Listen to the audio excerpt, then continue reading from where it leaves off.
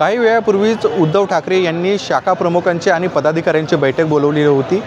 या बैठकीमध्ये अत्यंत महत्त्वाच्या सूचना देखील उद्धव ठाकरे यांच्याकडून देण्यात आलेल्या आहेत।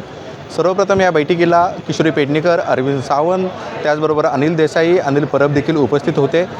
सर्वात महत्त्वाचं म्हणजे एक गोष्ट आपल्याला पाहावी लागेल, ते म्हणजे शिवसेना आणि मनसे यांच्या वतीने राष्ट्रवादीला 16 जागेचा प्रस्ताव मांडलेला होता आणि त्यामुळे काही कार्यकर्त्यांमध्ये देखील नाराजी देखील पाहायला मिळालेली आहे। एक गणित झाल्यानंतर त्यामुळे पदाधिकाऱ्यांनी देखील उद्धव ठाकरेंच्याकडे विश्वास व्यक्त केला की 16 जागा त्यांना जर दिल्या आणि मोजक्याच ठिकाणीवर राष्ट्रवादीचे नेते आहेत ते दावा करतायत, त्यामुळे आपण ही निवडणूक कशा प्रकारे लढायची असं देखील प्रस्ताव जो आहे कार्यकर्त्यांच्या वतीने उद्धव ठाकरे यांच्यासमोर मांडलेला होता। उद्धव ठाकरेंनी देखील त्यांची नाराजी दूर केली। विशेष म्हणजे जर पाहायला गेलं तर उद्धव ठाकरेंनी कार्यकर्त्यांना सूचना दिलेल्या आहेत, निवडणुकीच्या जे रिंगणात उमेदवार उभे असतील त्यांना निवडून आणण्याचा प्रयत्न तुम्ही करायला हवा। आपलं ध्येय म्हणजे आपली मुंबई आहे।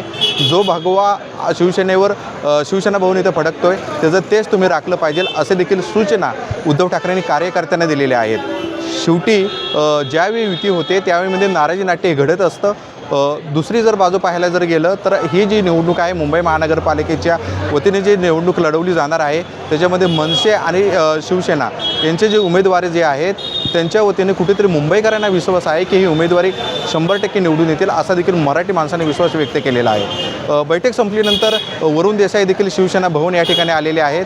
त्याचबरोबर काही कार्यकर्ते जे आहेत ते वरुण देसाई यांच्यासोबत बातचीत करत आहेत की कुठेतरी त्यांच्यामध्ये नाराजी नाट्य जे आहेत ते दूर करण्याचा वरुण देसाई देखील प्रयत्न करीत आहेत।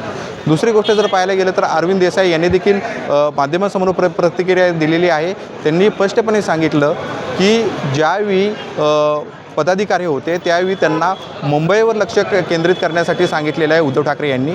त्यामुळे कुठेतरी कार्यकर्त्यांनी, शाखा प्रमुखांनी आणि पदाधिकाऱ्यांनी उद्धव ठाकरे यांना विश्वास दिला आहे की कुठल्याही परिस्थितीमध्ये आम्ही मुंबई महानगरपालिकेवरती उमेदवार जे आहेत ती निवडून आणणार आहोत। एकंदरीतच काय तर येणाऱ्या मुंबई महानगरपालिकेमध्ये नक्की मुंबई महानगरपालिकेवर कुणाचा झेंडा, कोणत्या पक्षाचा झेंडा फडकणार आहे ते देखील पाहणं तितकंच महत्त्वाचं असणार आहे। किशोरी पेडणेकर देखील यांनी देखील काही वेळापूर्वीच माध्यमांसमोर प्रतिक्रिया दिली। ते देखील म्हणालेले आहेत 16 तारखेचा विजय हा निश्चित होणार आहे। कॅमेरामॅन संतोष कडलेसह मी प्रसेनजित जाधव, LS मराठी, मुंबई।